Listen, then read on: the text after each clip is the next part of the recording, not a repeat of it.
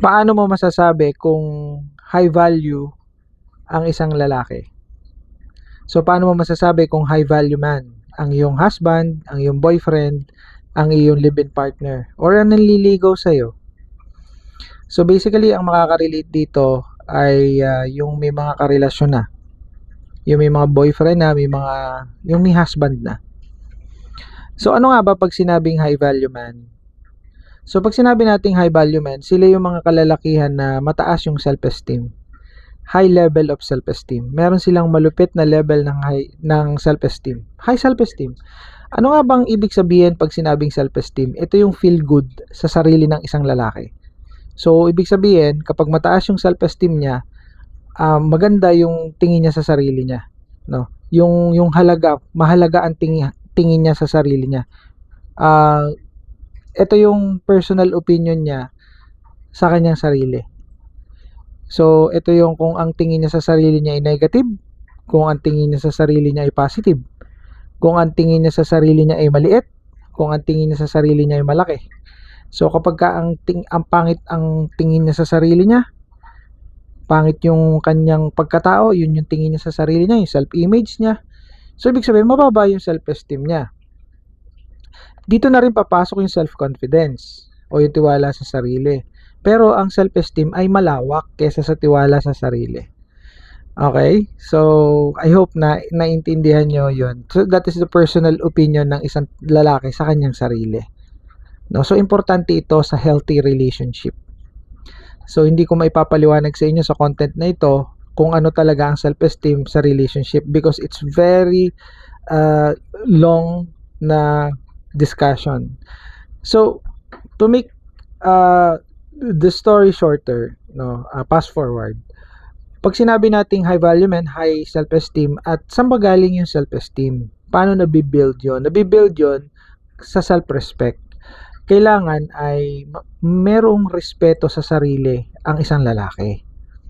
So, yun yung importante doon. Para mabuild niya yung self-esteem niya, para tumaas yung kanyang self-esteem, respeto sa sarili. So, ano nga ba ang respeto sa sarili ng isang lalaki? So, ito yung ginagawa ng isang lalaki, yung makabubuti sa kanyang sarili.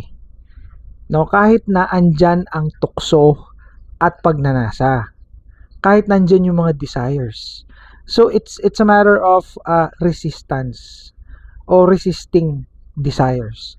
So, ibig sabihin may self-control. Nakukuha nyo na. So, may idea na kayo kung ano yun. Diba? So, ang example nito, bibigay ako ng example para mas ma-internalize nyo. So, halimbawa, may wife ang isang lalaki, so married.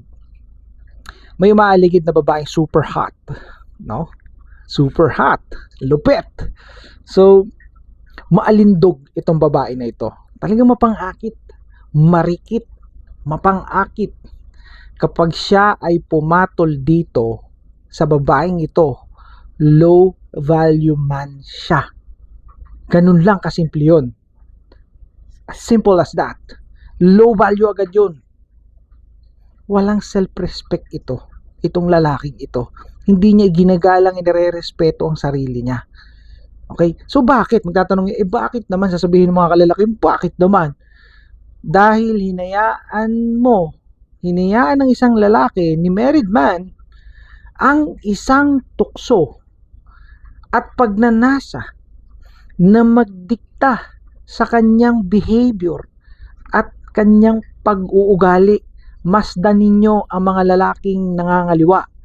Yung mga nagtataksil na lalaki, parang tanga. Kung ano-ano ang mga sinasabi sa kanyang wife na pagsisinungalin. Napapanood nyo yung mga content na nagvi-video yung babae, kinukuhanan niya ng video yung situation nila. Tingnan niyo pakinggan niyo yung mga sinasabi ng isang husband. Yung mga dahilan niya at saka yung mga reasons, yung mga pinaggagawa niya, no, malalaman niyo yung mga pinaggagawa niya, parang tanga. 'Di ba? So, alam na ng karamihan ng kalahatan na yun ay hindi totoo. Pinipilit pa niyang iligtas yung sarili niya, pinipilit pa niyang baliin yung katotohanan. So, nasan dun yung self-respect mo? 'di ba? Yung ugali mo nagiging ugaling ogag na, 'di ba? Ang pangit na nang nangyayari sa iyong ugali. So, ang pangit na ngayon ang tingin ng tao sa iyo, 'di ba? So, ganun ang mangyayari sa iyo kasi you let one desire na mag-dictate ng behavior mo o pag-uugali mo. Yun yung low value man na tinatawag. Ang high value man ay mga kalalakihan na may kakayanan na paglabanan o isuppress, remember that word, isuppress ang tukso at pagnanasa.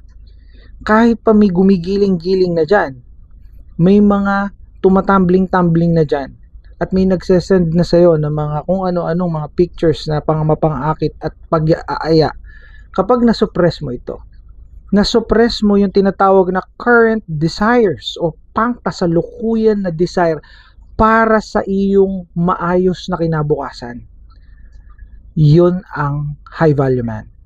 Self-control, mataas ang self-discipline, yun ang high value man. At yun yung mga lalaki na may respeto sa sarili. Meron silang kakayanan na mag-practice ng self-control. Meron silang kakayanan na mag-practice ng self-discipline. Mataas ang self-discipline nila. Ito ay para sa kanilang long-term goal, para sa sarili at para sa pamilya, lalong-lalo na para sa kanyang minamahal na wife. Nag-iisang minamahal na wife. Bye for now.